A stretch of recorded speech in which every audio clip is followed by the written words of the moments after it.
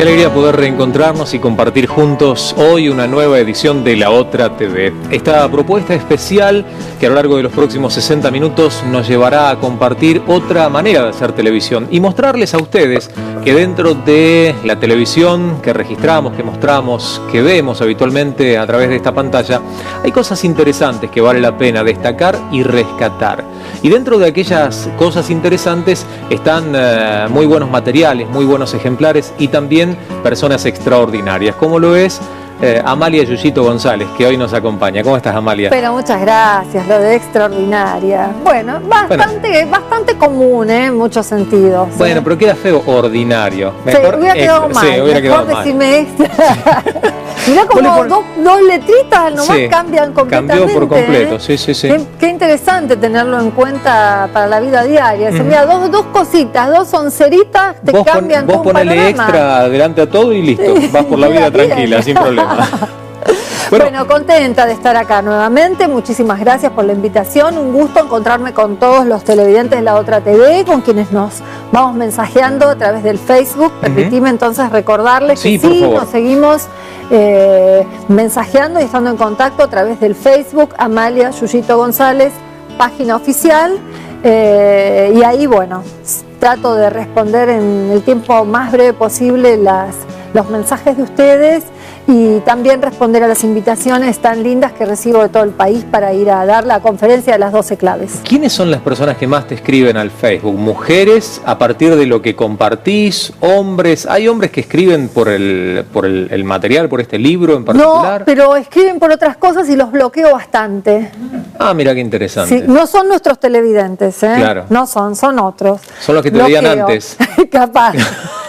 Algunos dignos de bloqueo, otros van pasando como un proceso. Pongo del Leo a Leo, elimino conversación y Leo, elimino conversación, bloqueo. Ya. Está bien. No, pero si nos manejamos en un lenguaje de respeto y de ubicación, claro, ¿no? Me siento honrado entonces, porque yo te envié la solicitud y me aceptaste y no me borraste hasta ahora, no me eliminaste. Por favor, ni te borraré, no vas a dar ningún motivo. Pero yo creo que también por ejemplo, ¿no? Como mujer me pongo en un lugar donde considero que mi manera, en el lenguaje con el cual me vinculo en estos últimos años, de alguna manera quiero que las personas con las cuales nos vinculamos podamos mantener un tono en un lenguaje, claro, ¿no? Seguro. Que tenga realmente un motivo, algo edificante, algo que nos haga bien a ambas personas. Y fundamentalmente con respeto, ¿no? Y con respeto y dentro de un lenguaje. Tal vez a mí ¿cómo decirte? Como no soy muy sensible a las adulaciones, reconozco que lo que en tiempos anteriores, a lo mejor cuando yo me vinculaba mucho con el piropo y con la adulación y con la cosa esta recargada, tenía como un margen de respuesta y hasta por ahí me causaría gracia un montón de cosas. Pero la verdad es que no es un lenguaje de la seducción o del subidito de tono con el cual yo me pueda vincular hoy. Entonces reconozco lo que es una palabra amable y reconozco lo que es por supuesto un halago, pero con un límite también. Seguro. ¿Verdad? Pero no, es un poco una broma porque tampoco es que hay tantas necesidades de bloquear, pero si es necesario lo hago. Y yendo puntualmente a tu pregunta, la mayoría son mujeres. Claro. La mayoría de las personas con las cuales nos vinculamos somos mujeres. Y siempre con una corriente de afecto, de respeto, de entendernos, de identificarnos. Mariano, yo en nuestro país, en Argentina, siempre insisto porque este canal y esta señal y este programa se ve en tantísimos países, tengo un vínculo con nuestra sociedad de aproximadamente como 30 años a través de la televisión y a través del teatro y a través del show, de lo que llamamos acá revista y la vedette y todo este tipo de forma de comunicación. Hace 10 años yo lo dejé, digamos, renuncié a esa parte profesional. Sí, sí. Pero de todas maneras, con las personas hoy contemporáneas que tenemos, ya somos personas adultas, hemos sido jovencitas también, hemos empezado un vínculo de comunicación cuando estas mujeres y yo también éramos jovencitas, nuestra cabeza estaba en muchos otros lados, todavía no se perfilaba una personalidad definida, tuvimos dudas, tuvimos fracasos. Una sociedad que era distinta también en ese momento. También, ¿no? Todas las épocas van cambiando, va llegando gente nueva, jovencita, jóvenes a las sociedades y van provocando cambios también, los más adultos vamos teniendo que adaptarnos. En fin, es todo un crecimiento, todo un desarrollo de la vida. Entonces también en eso nos vamos identificando. Y con la mayoría, en realidad, son personas que han entrado al camino de la fe. Esa también es la mayoría de las personas con las cuales nos vinculamos. ¿Por qué? Porque nos hace bien tener una afinidad de fe. Nos hace bien poder compartir nuestras creencias, nos hace bien hablar de Dios, nos hace bien poner en oración cosas, aunque no nos conocemos personalmente, pero sabemos y sentimos, y es nuestra realidad, que espiritualmente estamos unidas en un mismo sentir, ¿no? En una fe en Jesús, y oramos por cosas que yo no conozco a las personas, ellas tampoco conocen detalles de mi vida personal. Te puedo preguntar justamente por algunas cuestiones, o una cuestión puntual que quizás la gente no conoce y que por ahí estaría bueno mencionar, desde el lugar que vos recién describías, ¿no? Estas cosas que nos hacen bien, acerca de tus hijos. Contarle a la gente cuántos hijos tenés, qué edad tienen, qué piensan ellos de vos.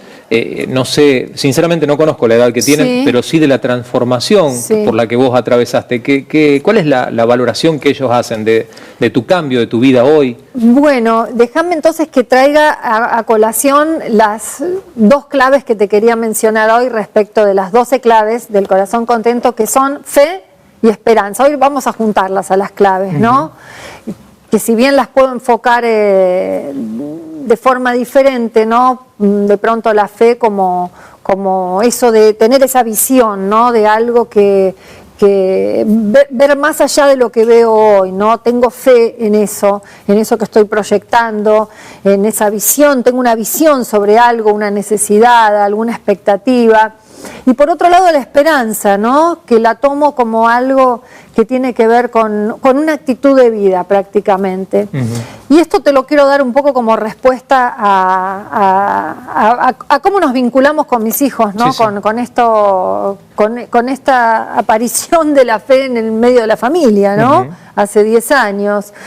Bueno, yo tengo 3 hijos, se lleva la mayor 10 años a los más chicos, 28 y 18 años son mellizos, los más chicos, varón y mujer, y yo digo que bueno, como la palabra de Dios y la fe en Dios y la enseñanza de parte de Dios nos va transformando y modificando, generalmente tengo esta tendencia a pensar que mi hija mayor se crió con una mamá y los más chicos con otro estilo de mamá, ¿no? La más grande con un estilo de madre y los más chicos con otra. Hoy todos convivimos con todo, lo aprendido y lo vivenciado hasta acá, ¿no? Pero verdaderamente... Por la diferencia a uno le tocó vivir una etapa y a los otros no tienen registros quizás de... Mucha diferencia, y de pronto la mayor fue una nena criada con una mamá por un estilo de mentalidad, ¿no? Con un estilo de decisiones, con un estilo de conductas, con un estilo de carácter, con un estilo de objetivos, diferente al que de pronto absorbieron más los más chicos, que tenían 8 años cuando yo entré a la iglesia. Entonces, por supuesto, la fe, la iglesia, la sanidad, todo lo que significa tremendamente adentro de uno, entrar al camino de la fe, recibir a Cristo en la vida de uno, vincularse con otro ámbito, un ámbito, ya te digo, espiritual, de fe, con luchas, pero también enfocadas desde otro lado, con una expectativa puesta en el poder sobrenatural de Dios, tomando como herramienta la oración, proyectando permanentemente los cambios en la bendición de Dios. Bueno, en fin, es tan fuerte todo eso que en realidad sí apareció otra mamá con otro contenido. Pero eso puede pasar en infinidad de familias, de hecho sucede porque mismo en el matrimonio, mujeres que entran al camino de fe y el esposo no, claro, o al revés.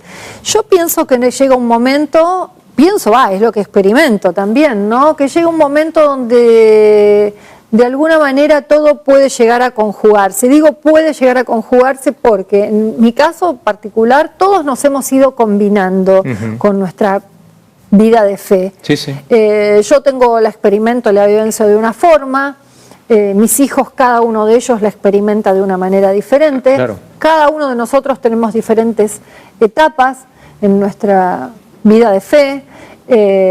Vamos pasando, pero tampoco nos comparamos y tampoco nos exigimos. Pienso que la fe, en definitiva, la fe en el Señor es algo íntimo, es personal. Claro. Y es ir llevando el día a día también, ¿no? Hay que llevarlo el día a día, el minuto a minuto. Pero también sé, por experiencia, por visitar tantos lugares y por estar en contacto con tantas personas y sobre todo con tantas personas que a través de esta cosa semi-anónima que tiene el Facebook te cuentan o me comparten cosas bien, bien profundas, y muchas de ellas son problemas y muchas de ellas son dolor por no compartir la misma fe dentro de la familia o dentro del matrimonio, y los problemas verdaderamente que la frustración que trae tanto a varones como a mujeres el no poder compartir ese lenguaje de fe con su esposo o con su esposa. Trae mucho dolor, trae mucha frustración, trae peleas muchas veces, trae muchas peleas dentro de la familia. Claro. También muchas exigencias muchas veces de los padres para con los hijos, como tratar de inculcarles una relación con Dios a la fuerza o por obligación o a través del maltrato también, ¿no es cierto? Bueno, y en el caso tuyo puntual, mencionabas las edades. La más grande obviamente quizás ya tiene una vida perfilada, pero los más chicos, 18 años... una edad complicada, ¿no? Te pregunto no desde el lugar de madre. No, me parece que complicado no lo veo complicado. Los veo que ya está... O sea, menciono complicado porque ya están, para chicos ya están grandes y para grandes todavía son chicos. Cierto. Yo no lo veo como una complicación en realidad, ¿no? Creo que eso a uno lo pone en una posición, o sea, a medida que van creciendo los hijos... Por lo menos es mi experiencia, yo transmito lo que vivo, ¿no? Claro, obviamente. O sea, no tengo mucha estadística de la vida de otros. Creo que el gran desafío que a mí se me plantea es ir tratando de darme cuenta por qué etapa están pasando, adaptarme, porque viste, aparte son rápidos los cambios, claro. Hay que ir como adaptándose a cada cosa. No sé si eso está bien o mal, tal vez... haya fórmulas mejores. Claro. Yo cada uno desde su lugar hace como lo puede, ¿no? Yo creo que trato de ir como viendo en qué situación se encuentran, tratando de ser, por lo pronto, en las cuestiones de la fe, muy respetuosa. Yo llegué a la iglesia siendo una mujer grande y hasta ese momento viví la vida como se me dio la gana, inclusive sin tener muy en cuenta qué opinaban mis padres. Entonces... digo, bueno, si yo en ese desorden, porque fui una persona con mucho desorden, de mucha naturaleza, si dentro de todo ese desorden Dios logró ordenarme, no tengo una vida perfecta, pero sí tengo una vida ordenada y me ha sanado en muchas cosas, tengo esa esperanza respecto de, no solamente de mis hijos, de cualquier persona, ¿no? Entonces veo que ellos también... producto de los cambios a favor que he tenido, he podido, gracias a Dios, darles un panorama mucho más sano, claro, del que yo proyectaba. Claro, cuando uno está bien puede dar cosas buenas, ¿no? Sí, pero fundamentalmente yo creo que el tema está en qué va a hacer uno con su vida, ¿no? No sé, por lo menos... Creo que la gran... A veces son etapas, yo estoy viviendo esta etapa, ¿no? Esta cosa del prestarme atención bastante para adentro en este momento. Seguramente tenga que ver con esto que mis hijos ya son grandes. Claro. Entonces, la criatura de por sí cuando es chiquita te absorbe mucho, mucho, mucho para afuera, mucho para ver qué necesita. Y ahora pasando a otra etapa, ¿no? Cuando ya mis hijos son grandes y inclusive yo no estoy casada, entonces tampoco tengo que prestarle atención ni ocuparme de las necesidades de un otro, que eso es real, si está, no es un mueble, es una persona. Totalmente. Y requiere una cantidad de cuidados y atenciones.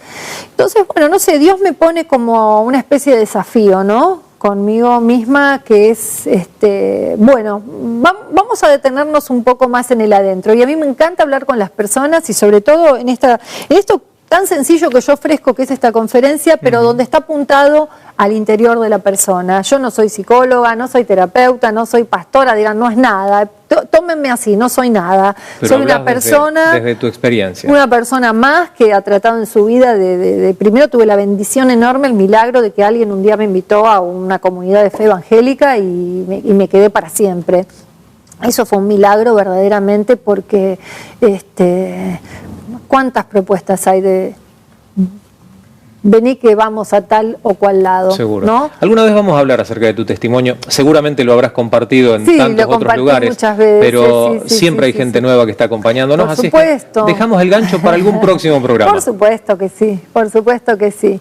Así es que bueno, los invito a que sigamos en contacto, como les digo siempre, a través del Facebook, se los repito, Amalia Yuyito González, página oficial, y podamos intercambiar y encontrarnos en tantos lugares, en tantas ciudades de nuestro país, Argentina, inclusive en Uruguay. Le quiero mandar un beso muy grande a nuestro país hermano Uruguay, donde he pasado momentos maravillosos y si Dios lo permite voy a estar volviendo en cualquier momento, esa calidez tan hermosa que tienen nuestros hermanos uruguayos. Amalia, te agradecemos una vez más por tu visita, por tu compañía, por tu presencia. A vos, Mariano, muchas gracias, un beso para todos. Nosotros tenemos un programa realmente especial. En momentos nada más hablamos acerca de un tema candente y actual. Hablamos de eutanasia. No se muevan, esto es La Otra TV, ya seguimos.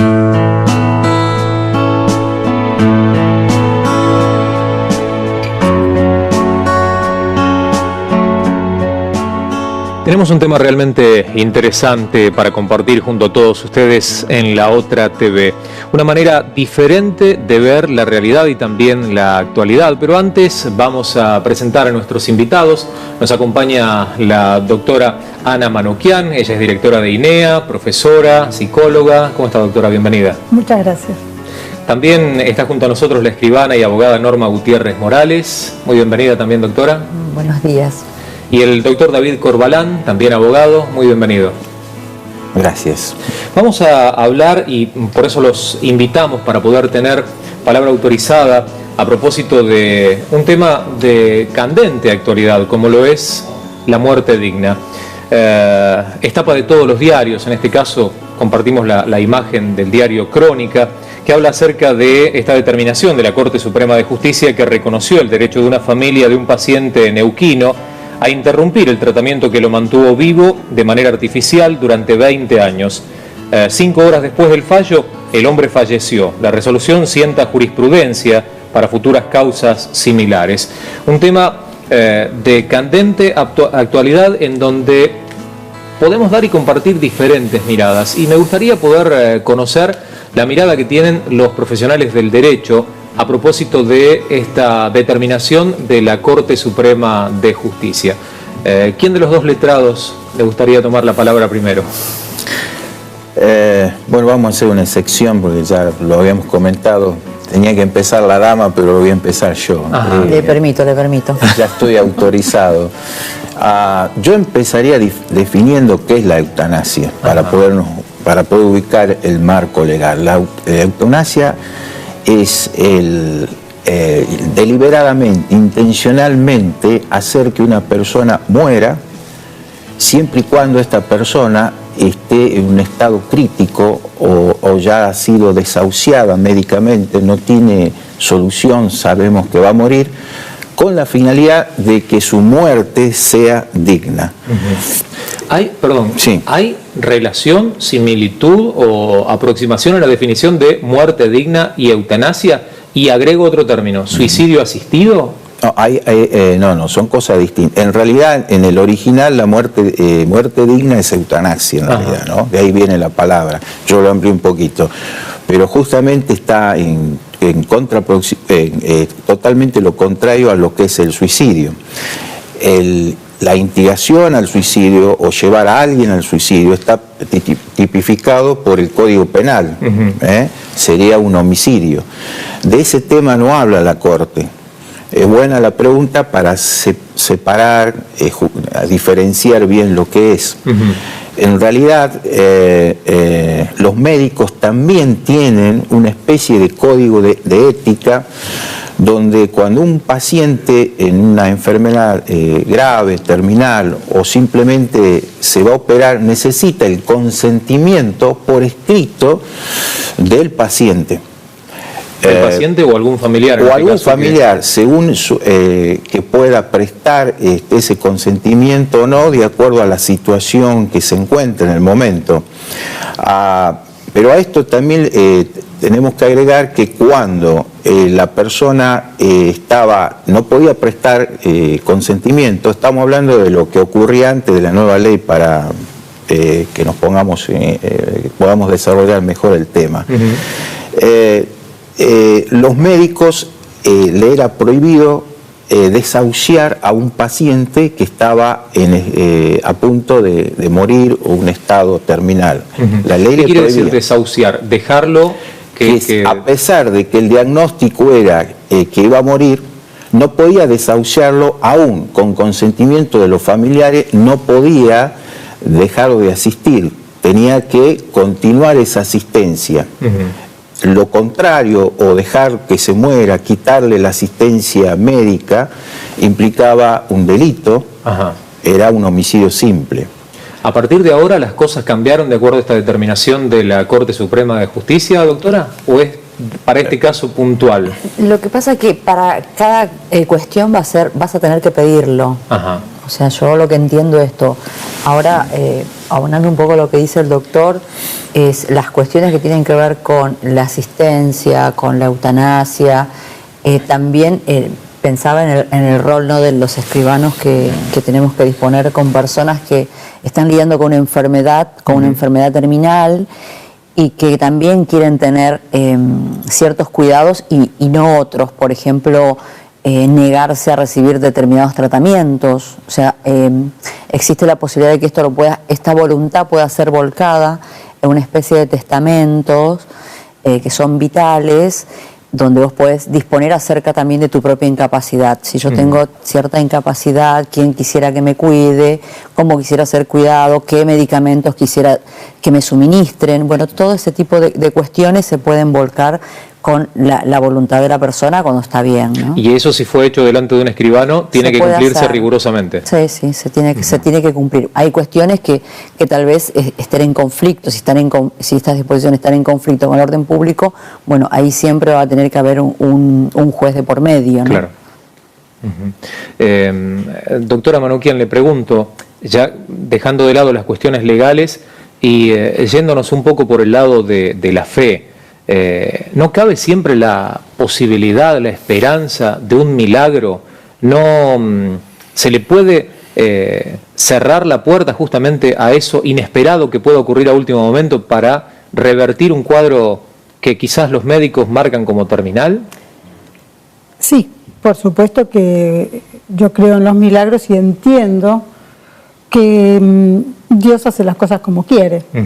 Pero refiriéndome un poco a esto desde la parte de fe y desde la parte ética, que tiene mucho que ver con la Iglesia, cómo nosotros como cristianos entendemos lo que es la muerte, ¿no? El doctor decía, hay algo que hoy es el suicidio asistido, que existe hace muchos años. El doctor paisano mío, Jacques Kevorkian, en Estados Unidos, que era armenio, asistió a 130 personas que eran enfermos terminales y que iban por su propia voluntad o inclusive con los mismos familiares a recibir como una inyección letal, ¿no?, con una dosis letal de cloruro de potasio. Entonces, era una muerte, un tipo de muerte. Claro. Y era un suicidio porque la persona misma podía decidirlo e ir. Lo otro que estábamos hablando de esto que se llama muerte digna o ortotanasia, esta ortotanasia es distinto porque en realidad la persona sigue viviendo. El caso fue que siguió viviendo 5 años más, 5 horas más. 5 horas más. En Estados Unidos hubo un caso muy famoso que se llamaba Karen, no me acuerdo cuánto. Killian, me parece. Killian, que siguió viviendo por muchos años, por más que la desconectaron. Y en esa época yo me acuerdo, porque yo soy profesora de ética, y hablábamos de la ética de los servicios médicos. Como si lo mantienen vivo siguen cobrando, decíamos, ¿no? Entonces había como algo maléfico en que siga viviendo. Pero en realidad tenemos que darle mucha importancia a esto a partir de ahora, porque cada vez la tecnología médica hace que la vida se extienda de cualquier manera. El tema es qué pasa con los que están alrededor, porque la persona puede estar inconsciente o puede estar con una enfermedad terminal desahuciado, pero la verdad es que lo que necesitan los familiares es muy importante. Lo que yo me imagino, porque yo tuve mi esposo que estuvo 20 años con un cáncer latente, claro, acá también estuvo 20 años inconsciente. Mi esposo no estaba inconsciente, pero el cáncer estaba latente, sabíamos que en algún momento teníamos que decidir qué hacer. Bueno, y surgió, hace 2 años surgió que hubo que decidir qué hacer. Entonces, yo me pregunto, ¿cómo los familiares viven esos 20 años, o esos 2 años, o esos 8 años? Lo viven en función del enfermo. Claro, en este caso puntual, y de acuerdo a la historia de este hombre, los papás fallecieron mientras él estuvo agonizando de esta manera. Los hermanos, obviamente cada uno llevó adelante su vida, tuvieron un tiempo de internación, pero después tuvieron que sacarlo. Claro. Digo, 20 años es mucho tiempo. Es mucho tiempo, pero también es mucho el dilatar el sufrimiento, no solo de la persona que quizás está inconsciente, sino de los que están alrededor. Por eso nosotros como cristianos tenemos que ver todo el panorama. No podemos hablar solo del derecho de una persona que está enferma y suplirle todo su derecho, lo cual es coherente con la Biblia, es coherente. Suplir el derecho del que no puede, del que menos puede. Pero yo diría que sin llegar a este caso de eutanasia, que es para mí otra cuestión, ¿no? La eutanasia que la palabra misma dice que es una muerte sin dolor, es una buena muerte, ¿no? Y que eso lo producen los que están alrededor. La decisión es muy difícil y a los que hay que asistir psicológicamente y también espiritualmente es a los que están alrededor, claro. Los que están cerca, los que están en ese sufrimiento permanente. Eso la ley no lo contempla, pero yo digo, nosotros como cristianos y psicológicamente hablando, tiene que ver con cómo nos ponemos nosotros frente a ese, claro. ¿No? Que muere. Y es que incluso legalmente, ahora está la determinación, está tomada por la Corte, pero legalmente, ¿quién en definitiva toma la decisión de decir, bueno, esta persona hasta acá llega? No, primero hay que aclarar que esto no es una jurisprudencia, sino es una ley ya existente, que viene de data del año pasado, que fue aprobada por el Congreso, con lo cual es una ley que todos pueden acudir a esa ley. Lo que hace la jurisprudencia es acatar justamente esta ley, que es muy clara la ley. Nosotros nos diferenciamos en esta ley con otros países porque es una eutanasia, digamos, por decirlo así, benigna, en el sentido de que no autoriza al médico a suicidar a una persona, a matarlo, sino que a quitarle la medicina o desconectarlo del respirador para que esta persona... sí, para que se le provoque la muerte. Se produzca la muerte. Entonces la diferencia es importante. La ley no autoriza a los médicos a asesinar a alguien. Como se ha expresado recién la doctora, que en otro país se inyectó una inyección para que la persona fallezca, muera. Acá hay una diferencia tajante a eso. porque si no entraríamos al suicidio inducido, cosa que no lo es. Y también hay una especie de testamento en la ley, con lo cual una persona, cualquiera de nosotros, puede ir a un escribano o presentarse con testigos, que se llama información sumaria, y decir que en el futuro, ante una enfermedad terminal, no quiere sufrir y quieren que la vida termine para esa persona. Ese testamento es válido. Convengamos que en la gran mayoría de los casos ese testamento no se realiza. Digo, si bien existe y si bien algunas personas lo hacen, no conozco porcentajes, pero me da la sensación que la gran mayoría de la gente no espera que le suceda nada como para quedar en esa condición, y hay algunos hasta que por miedo terminan ni siquiera hablando del tema. No sé qué opina usted, doctora. Se realizan los testamentos. Testamentos vitales, los testamentos vitales, inclusive en la provincia de Buenos Aires se inscriben estos testamentos. ¿Pero cuánta gente? ¿Es la gran mayoría la que los hace? No todos acuden a este instrumento, que es muy bueno. Se usa mucho en Estados Unidos, el Living Will.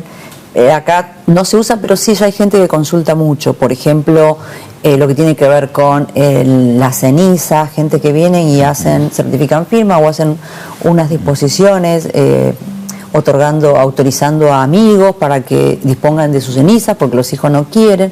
Entonces ahí es como que hay un tema que después, si no se ponen de acuerdo familiarmente, van a tener sí que ir a la justicia, porque en este caso la ley es tajante. Las personas que son curadores naturales o que disponen son los hijos sobre los padres y los padres sobre los hijos, entonces no hay mucha chance. Entonces, mientras no se contraponga con el orden público, lo que dicen estos testamentos se cumplen. Es que una práctica que todavía no tenemos, pero ya hay más consultas sobre este tema y se inscriben. Claro, sobre todo cuando hay muchas cuestiones detrás. Ahora, esto tenemos que dar un pie a entender que para mí es muy cultural lo que tiene que ver con este testamento vital.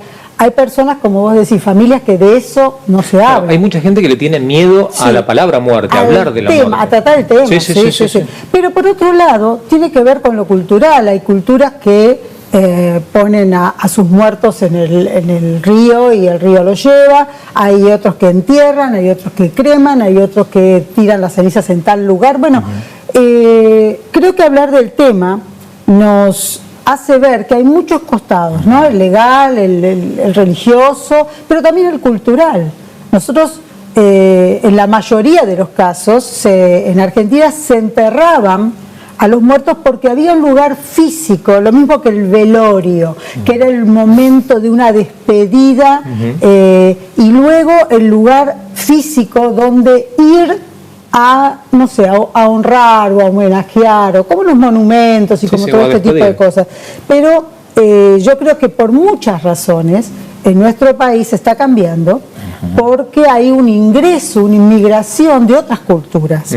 Y también hay un tema económico, que no podemos dejar de pensar. Hay que mantener ese lugar, así como en este caso de la muerte asistida, hay que mantener la familia o la obra social, el lugar que el enfermo terminal ocupa, también toda la familia, y pasan generaciones donde hay que mantener ese lugar donde están los restos mortales de alguien. Entonces, es que lamentablemente tiene muchas aristas, ¿no? Hay un negocio vinculado a la muerte, desde el hecho del velatorio, la casa mortuoria, el féretro. Es feo hablar de todo esto, pero en realidad la corona, ver que hay muchas áreas. La económica es una, la legal es otra, la ética es otra, la de la fe es otra. Yo quiero, no es que querramos hablar de este tema, pero como dice Heidegger, si hay algo de lo que estamos seguros cuando nacemos es que vamos a morir. Claro. El tema es que no todos lo asumimos de la misma manera. Claro, ¿no? Además uno va cambiando con el tiempo. Por ejemplo, yo cuando pensaba en los restos de mi madre, o mi mamá decía, yo quiero que me cremen y que se olviden, yo pensaba que era bueno eso, pero cuando ella falleció yo dije, no, eso no, era como que nadie, o sea, tampoco es que lo puso como una manifestación, pero inmediatamente yo pensé, dije, no, yo quiero ir a un lugar donde ella esté, quiero ir de vez en cuando, una vez al año, lo que fuere, quiero que esté, ¿entendés? Porque el ser humano cambia. Y justamente con las disposiciones también pensaba, ¿no? Cuando yo la veía, la asistí en terapia intensiva y con tanto tubo, yo decía, yo no quiero que le den tantas cosas, y en realidad ya dijeron que no tiene mucho tiempo, y la alimentaban, y yo en un momento fui y le dije, mira, si ella se recupera la alimentamos, ¿por qué no? Yo decidí, o sea, tengo un montón de hermanos y me tocó decidir que eso le hacía mal, porque yo notaba que en vez de irse en paz, es como que sufría, porque la sonda la estaba lastimando. Yo no soy médica y tuve que hacerlo, y la verdad pero desde el lugar de hija, claro, y a mí me costó tomar esa decisión, y dije, no, por favor, si ella mejora, te pido que la alimentes de nuevo, pero por ahora, y el chico lo hizo, y ella, no sé, en un poco tiempo más, en unas horas más ya falleció, y yo hasta el día de hoy dije, decidí esto, pero sé que estuvo en paz, ¿entendés? Entonces esas decisiones van cambiando. Uno tiene una idea, pero cuando se te presenta la situación, vos vas cambiando, vas mutando. Me gustaría, doctora Manukyan, que pudiéramos profundizar un poquitito el tema del miedo a la muerte. Usted recién decía, ¿no?, citando a este autor a propósito de que uno nace sabiendo que va a morir, es lo único seguro que tiene. Pero hay gente que nace y vive su vida no queriéndose morir. Sí, además de eso, no queriendo ni hablar del tema, ni tampoco elaborarlo. Hay personas que quedan enquistadas en eso. Yo recuerdo una mujer muy mayor y me dijo, la verdad que yo, dice, estoy mal por mi mamá, porque falleció. Y yo dije, esta mujer es muy mayor. Digo, ¿cuántos años tendrá la mamá que falleció? ¿Y cómo le puede afectar tanto? Porque yo, haciendo el cálculo así a grosso modo, dije, tiene 100 años la madre, mínimo. Porque era una mujer muy mayor. Y me dijo, le digo, ¿cuándo falleció tu mamá? Porque claro, la veía llorando con tanto afecto. Y me dice, hace 40 años. Y yo digo, claro, no pudo elaborar y nunca se puso a pensar en su propia muerte, sino que lo que tenía era todavía enquistada la muerte de la madre desde hace 40 años, y todos los domingos iba al cementerio, bueno, hacía sus rituales. Pero creo que el miedo a la muerte tiene que ver con la esperanza de vida eterna. Nosotros entendemos que hay un nuevo nacer cuando aceptamos a Jesucristo, cuando entramos en una vida completamente diferente. Como decía Jesús, hay que empezar de nuevo, ¿no? Es una nueva vida. Esa nueva vida es la vida eterna, porque esa vida no termina. Claro. Este planteo uno se lo hace cuando tiene familiares. A mí me ha pasado con la muerte de mi esposo, que en realidad yo digo, él ya había nacido de nuevo a una vida eterna. ¿Cuál es mi tristeza? El desapego. El extrañar, el recordar, el haber disfrutado muchas cosas y el haber sufrido otras, pero digo, el miedo a la muerte tiene que ver con la falta de esperanza, porque el miedo a la muerte es la depresión, el miedo a la muerte es la desesperanza, y tanto la desesperanza como la depresión, que son sinónimos, tiene que ver con que no confío en lo que creo. ¿Creo en una nueva vida? Sí. ¿Acepto a Jesucristo porque sé que es bueno? Sí. ¿Acepto a Dios para seguir viviendo una vida diferente y gozar de las promesas de Dios? Sí. Pero no confío. En realidad no confío en que esta vida sea eterna a partir de ahora, ¿no? Entonces, me parece bien que también tengamos en cuenta eso, ¿no? Que si hay confianza, si hay plena fe en Dios, si hay plena fe en Jesucristo, bueno, el miedo a la muerte es solo una cuestión de piel, no es una cuestión existencial ni espiritual, ¿no? Quiero aprovechar que dije espiritual porque espiritualmente se llama el libro que acabo de sacar.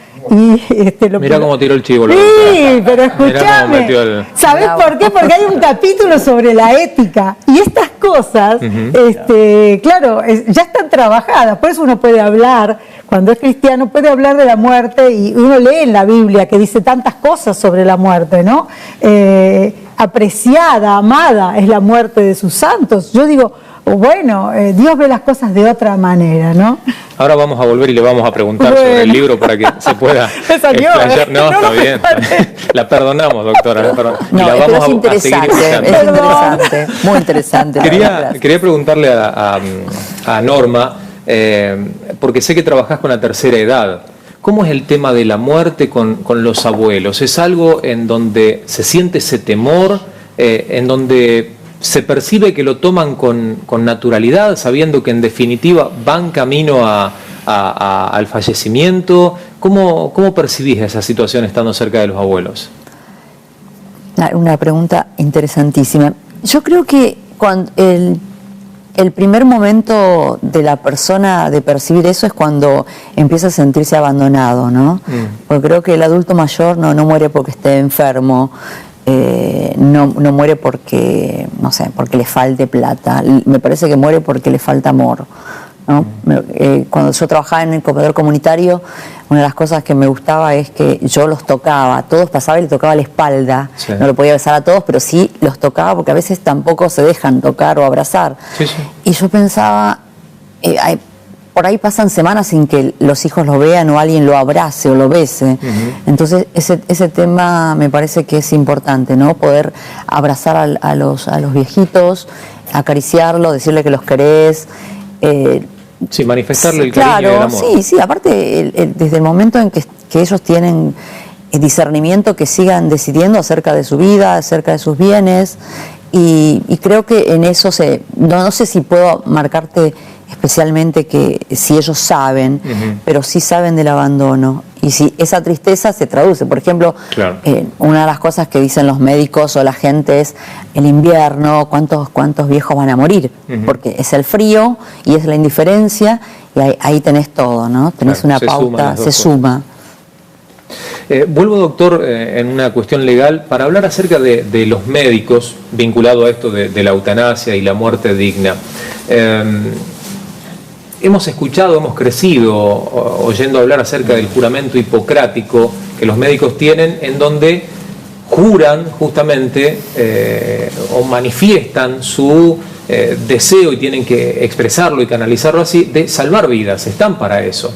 ¿No es chocante una determinación como la que toma la Corte contra la decisión que los médicos tienen que poner de manifiesto, quitándole la vida, entre comillas, a un paciente? Lo que pasa es que la ley actúa justamente porque el médico informa de alguna manera a los jueces de que su caso es irreversible, que ya no hay ninguna forma que la persona va a vivir. Y en casos extremos a veces es muy doloroso porque el tratamiento no logra que la persona no tenga dolor. Hay a veces en la medicina tratamiento específico que es para el dolor, en cánceres terminales, pero a veces eso no es suficiente y la persona está sufriendo, entonces ahí los familiares toman una decisión. Pero yendo a lo que decía acá la doctora en el tema estrictamente que nos compete cristiano, para la Biblia, el cristiano que aceptó a Cristo venció la muerte, porque justamente Cristo venció la muerte, y ¿dónde está, oh muerte, tu aguijón? Con lo cual la Biblia usa el término es dormir con Cristo. Y nosotros sabemos que vamos a dormir si no viene Cristo antes, y vamos a ir al cielo no por nuestros méritos, sino por haber aceptado a Cristo. Pero aquellos pastores o ministerios que actualmente están trabajando en los hospitales justamente no están muy de acuerdo con esta ley, porque han tenido experiencias tremendas. Yo he conversado con ellos, donde personas en estados terminales han aceptado a Cristo. Entonces este tema de que los familiares tomen una decisión, por más sufrimiento que tengan, y los desconecten, impide justamente que acepte a Cristo, ¿no? Claro. Porque de alguna manera esto es una cuestión que la ley no obliga a nada, cada familiar va a tomar una decisión, y aún en el ambiente cristiano cada caso es distinto a otro. Hay gente que está sufriendo muchísimo. En mi caso yo tuve vengo de una familia cristiana, mi padre estaba sufriendo muchísimo y nosotros oramos y le pedimos a Dios que se lo llevara, entendiendo que él ya había, inclusive él lo había manifestado y nos había dicho antes que esto iba a pasar. Y la verdad, terminamos de orar y él partió a la presencia de Dios. Y para nosotros, cuando mirábamos ese cuerpo inerte, decíamos, él no está ahí, sino está en el cielo. Y nosotros, como dijo David, ya no vamos a esa persona, ahora nosotros vamos al cielo y lo vamos a encontrar. Entonces acá el tema de esta ley, el debate es sobre todo lo que queremos que el mundo o el país va a cambiar a través de que se acepte a Cristo. Y entonces hay personas que están en los hospitales que esta ley va a impedir esa oportunidad. Le pregunto, doctora, a propósito del rol del Estado. ¿El Estado está obligado a cuidarme, a velar por mí, a darme hasta la última oportunidad para que yo tenga vida o para que mi vida no se pierda? Yo te puedo comentar, el Estado tendría que darte eso, pero por el caso de la gente que está, los jubilados y todo, a veces no pasa eso, porque simples medicamentos que no llegan hacen que personas fallezcan. Claro. Porque si a una persona que pierde, no sé, las proteínas y le falta la albúmina y después no la tiene, también ahí estamos hablando de un abandono de persona. O sea, te comento por casos puntuales de personas que después de eso, si te faltan 2 días esas proteínas, ya por más que hagan lo que hagan, ya te morís. O sea, entonces a partir de ahí tenés un abandono. Sí, el Estado tiene que garantizarte el acceso a la salud y en un montón de cosas, pero en muchos casos te desprotege. Te puedo hablar de cuestiones más puntuales. El gobierno de la ciudad tiene un área de adultos mayores que trabajan muy bien con psicólogos, con personas vulnerables que tienen problemas de abandono de parte de los hijos o están solos y ellos trabajan muy bien. A mí me choca mucho, pensando en las cosas a las que a veces me obliga el Estado y en las cosas en las que no cumple, que por ejemplo a la hora de conducir un vehículo, ya sea un auto o una moto, me obligan a usar un cinturón de seguridad o un casco para evitar que yo me lastime o me mate si tengo un accidente. Pero a su vez me da la libertad en la intimidad de mi casa a utilizar algún tipo de estupefacientes, que eso podría desembocar en la muerte, o fallos como en este caso, en donde se habilita o se propicia la muerte. ¿No hay como un choque, como incongruencias en una cosa y en la otra? Sí, me parece que sí. Aparte es como quién decide cuando una persona tiene que partir o no. ¿Entendés? Es como ponerte en un rol muy de Dios, ¿no? O sea, me parece como que en ese caso hay que ver cada tema puntual y como cristiana, digamos que no tengo una postura, no es que no piense que sea una ley favorable, debe tener cosas buenas, pero yo creo de otra manera, pienso distinto, ¿no? Doctora, usted antes hablaba acerca de la ética y le preguntaba yo al doctor acerca de los médicos.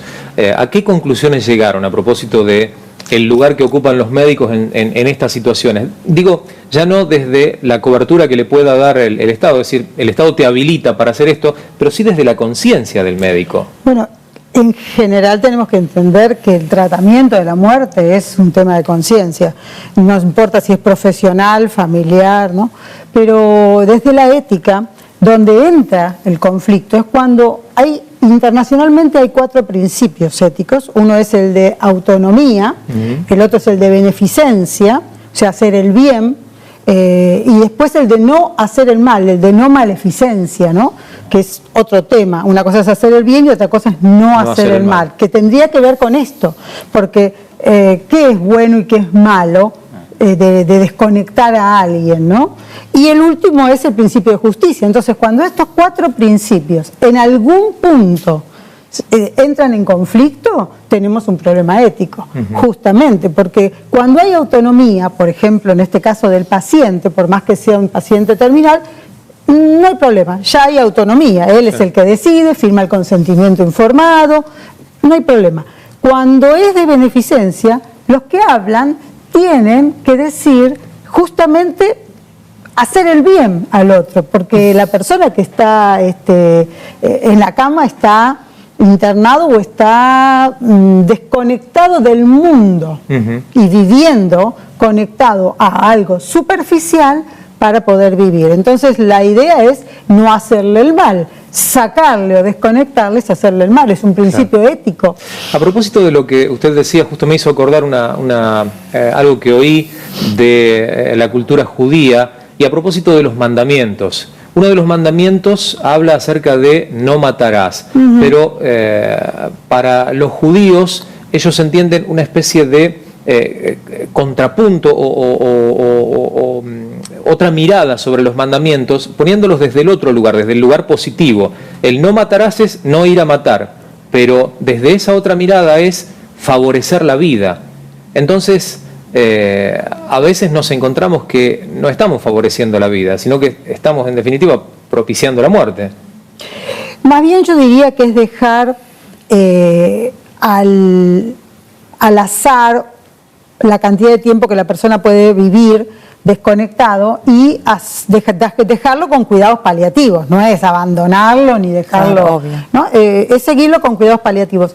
Aún este tema, cuando de acá a unos años querramos hablarlo, va a cambiar, porque tiene que cambiar porque la tecnología médica está avanzando tanto que no es lo mismo hace 100 años que ahora este tema, porque ahora se lo puede mantener con vida.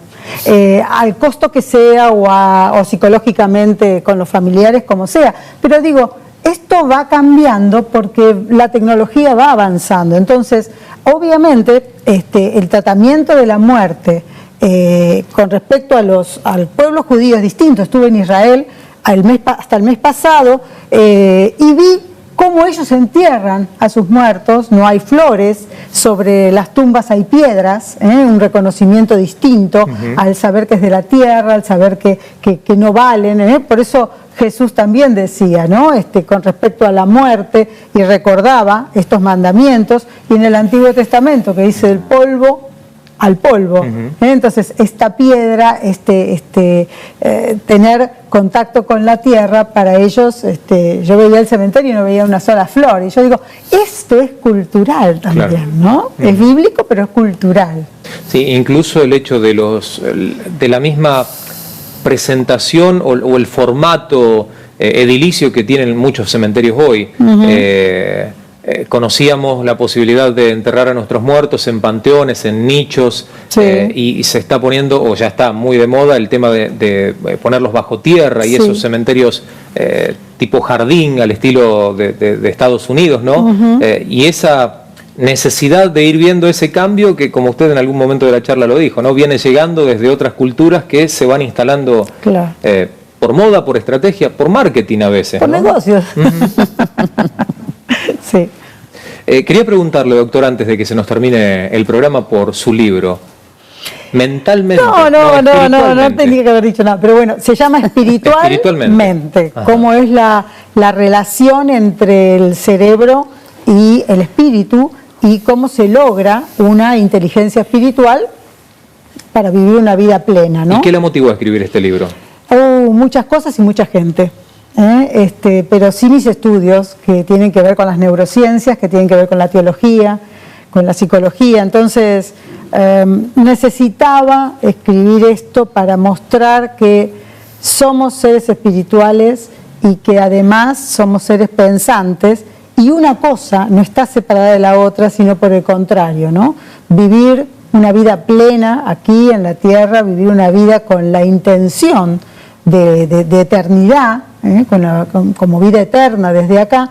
Bueno, eso tiene que ver con una relación entre el espíritu y la mente, ¿no? Que pensamos, y bueno, cada capítulo va llevando, uno era el de la ética, otros capítulos de neurociencias, capítulos que tienen que ver con el origen de las palabras en la Biblia. Bueno, muchos temas que lo que se trata es de esta conexión, inclusive en la tapa se puede ver, ¿no? El cerebro conectado o enchufado a algo espiritual. ¿Cuándo va a ser la presentación del libro? Ya que está, lo promocionamos un poquito. No, ya. Ahora en julio, fines de julio, quizás ya esté en la Feria del Libro Cristiano, vamos a ver. Pero igual va a estar en las librerías seculares también, y va a estar en la Feria del Libro, bueno, va a estar en muchos lugares. Ahí está. Muchas gracias. No, por favor, al contrario. Es más, cuando lo tenga, lo tengan. Me imagino que usted ya algún ejemplar debe tener, pero no ha sido presentado oficialmente, ¿no? Pero mira, soy tan marketinera que ni lo traje. Claro. Perdón, pero de todas maneras el chivo lo metió, le quiero decir. No, pero sin ninguna intención, porque si no tenía que haber sacado algo, no sé. No, sin ninguna intención. Quería tomar estos minutos finales para pedirle una pequeña reflexión a cada uno de ustedes a propósito del tema que hemos abordado. 30 segundos para dejar una pequeña reflexión. Doctor, ya que tomó la palabra en primer lugar, se lo pedimos primero a usted. Claro, en relación a esta ley, cada persona en su intimidad tiene que tomar esa decisión, y también quiero agregar que hubo una cuestión muy comercial empujada por las obras sociales para que esta ley salga, porque a ellos no les conviene, digamos, indefinidamente tener gastando en un paciente que no va a vivir. Por eso la ley es sabia también al decir, y esto lo podemos receptar cristianamente, que el cuerpo humano no tiene un valor comercial sino afectivo. Claro. Doctora, su minuto de reflexión. Lo que yo quería decir es que en cada caso se piense, ¿no? Que se piense primero en la persona que está pasando por la situación y también en el contexto familiar, ¿no? Porque se dan casos de personas que no tienen quien los atienda, no tienen quien los cuida, y entonces, pero siempre va a haber alguien que tal vez no sea del entorno que pueda hacer ese trabajo de cuidarlo, que no le molesta ocuparse, ya sea en forma profesional o por cariño, que siempre va a haber alguien que te pueda ayudar, ¿no? Que no dejen todo librado a un grupo que no tiene tiempo o que es egoísta, ¿no? Sí, sí. Dar la oportunidad a una persona de permanecer. Doctora. Yo quiero hacer un llamado más bien a familias cristianas y a iglesias o a pastores que tengan en cuenta el tema de la vida eterna, la esperanza en Cristo, la segunda venida. Son temas que yo voy a muchas iglesias y también, digamos, escucho muchos predicadores, pero no veo que este sea un tema de moda. Es un tema que por un lado parece triste, pero para nosotros los cristianos la muerte no es triste, y yo creo que el que no descubrió eso y todavía le sigue afectando psicológicamente y espiritualmente, tendría que rever su fe. Totalmente. Les agradezco a cada uno de ustedes por este tiempo, por haber compartido sus reflexiones, su punto de vista, su análisis desde el punto de vista legal, profesional y personal sobre un tema tan delicado como es justamente la muerte digna y la eutanasia. Un programa realmente especial el que compartimos en el día de hoy. Por supuesto, los invitamos para reencontrarnos en un tiempito nada más por esta misma pantalla. Esto ha sido La Otra TV, una manera distinta de hacer y de mostrar televisión, pero desde otro lugar. Muchas gracias, nos encontramos.